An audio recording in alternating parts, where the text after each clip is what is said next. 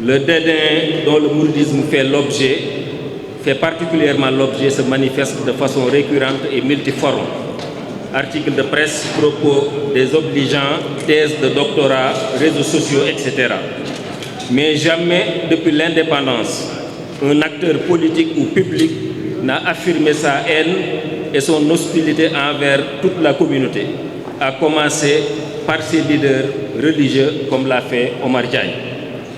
Il l'a fait à visage découvert par des vidéos qui ont récemment attiré l'attention de milliers d'internautes lors du Magal 2024 avec sa lettre de rejet d'une demande somme toute banale. Pourtant, les familles religieuses ont contribué de manière décisive à la formation d'une nation sénégalaise plurielle, mais unie autour de valeurs religieuses et sociétales qui structurent un vivre ensemble exemplaire à bien des égards.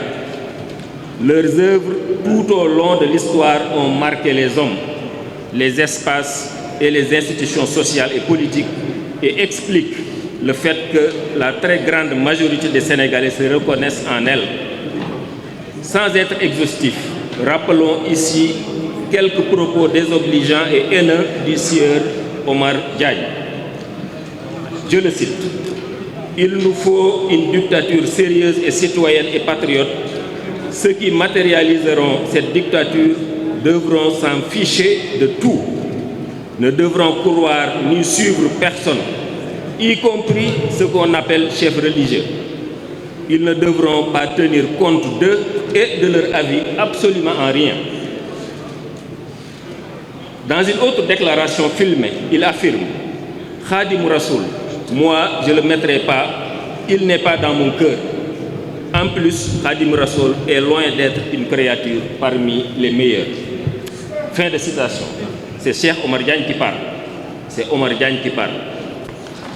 Dans une autre sortie, Omar Diagne accuse quasiment tous les chefs religieux de blanchiment d'argent sale, de trafic d'armes, de faux médicaments, etc., sans jamais apporter la moindre preuve. Ces trois exemples sont loin d'être les seuls propos outrageants de Omar Diagne.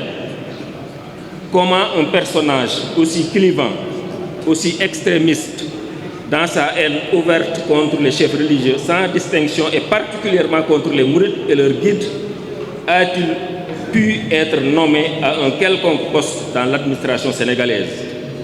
De surcroît, à une position aussi stratégique que celle de ministre conseiller et directeur des moyens généraux à la présidence de la République. Nous n'osons pas croire qu'il a été promis par les nouvelles hautes autorités du Sénégal en toute connaissance de son parcours, de son profil et de ses positions et convictions antérieures.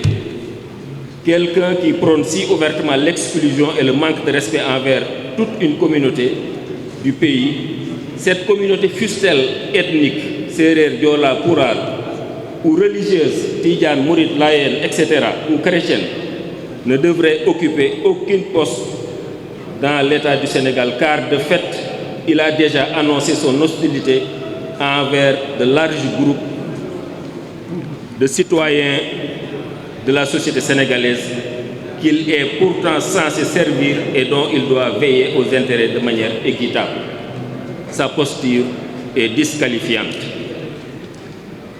C'est une position de principe que tous ceux qui aiment le Sénégal, sa stabilité, sa cohésion et la préservation de son vivre ensemble doivent avoir. La thèse la plus vraisemblable est que Omar Diagne a aussi trompé les plus hautes autorités qui l'ont nommé. L'homme est un beau parleur, pompeux et extravagant.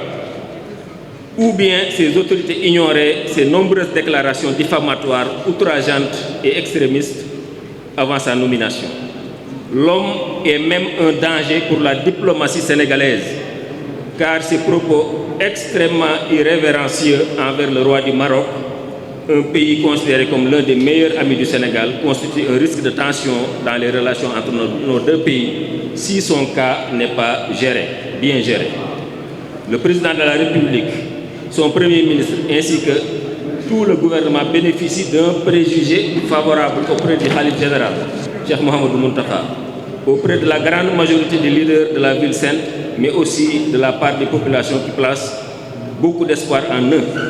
Ce préjugé favorable est aussi dû sans doute à la posture respectueuse des autorités vis-à-vis du khalife, au changement de paradigme dans les relations entre l'État et les familles religieuses, plus tournées vers l'intérêt général des populations et du pays que vers le maintien de prébendes accordées à une petite minorité d'affairistes. Il serait malheureux que cet élan d'un nouveau partenariat gagnant-gagnant entre l'État et les familles religieuses, allant dans le sens de l'intérêt général et du développement endogène de notre pays, soit saboté et sabordé par un personnage obscur qui trompe tout son monde et dont l'agenda caché n'est peut-être pas le même que celui des nouveaux dirigeants. On signait la première liste. Il y a plusieurs listes de 28 signataires. La première liste seulement, je vais donner les noms.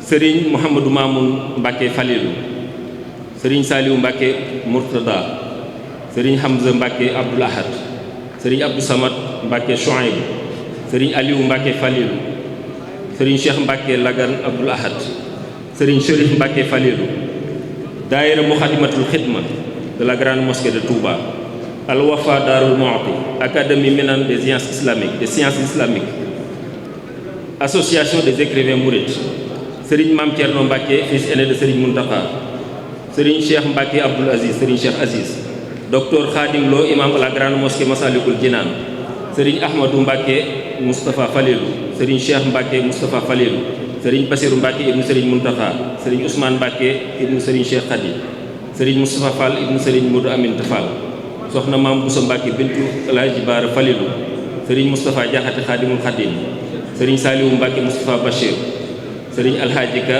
États-Unis, Soxna Aminta Lo Italie, Serigne Ababacar Mboup ànd sàmm jikko yi, Serigne Mame Cheikh Mbacké, Mame Cheikh Ndiaye ibnu Serigne Ndiaye Guédé, Serigne Modou